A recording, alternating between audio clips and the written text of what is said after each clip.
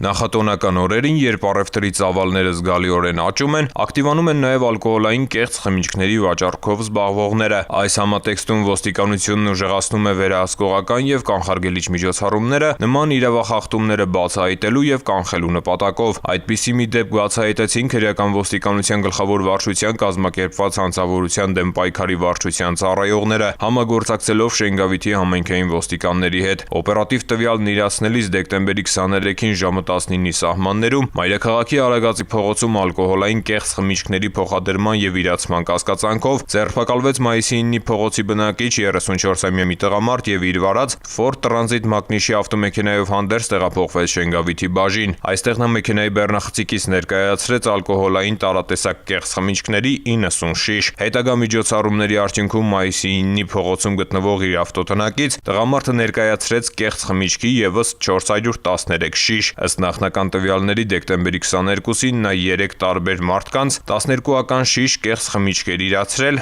Դավթաշենում, Հաղթանակ թաղամասում եւ Արշակունյաց պողոտայում։ Կազմված փաստաթղթերը ներկայացվել են քննչական բաժին։ Հիշեցնենք, որ ալկոհոլային կեղծ խմիչքները կարող են լրջորեն վտանգել մարդկանց առողջությունը։ Իրավապահ մարմինները, այդ թվում ոստիկանությունը, շարունակում են ակտիվ եւ հետեւողական պայքարը նման օրինախախտումների դեմ։ Հորդորում ենք մեր քաղաքացիներին ալկոհոլային խմիչքներ ձեռք բերել բացառապես օրինական գործունեություն ծավալող առևտրի կետերից։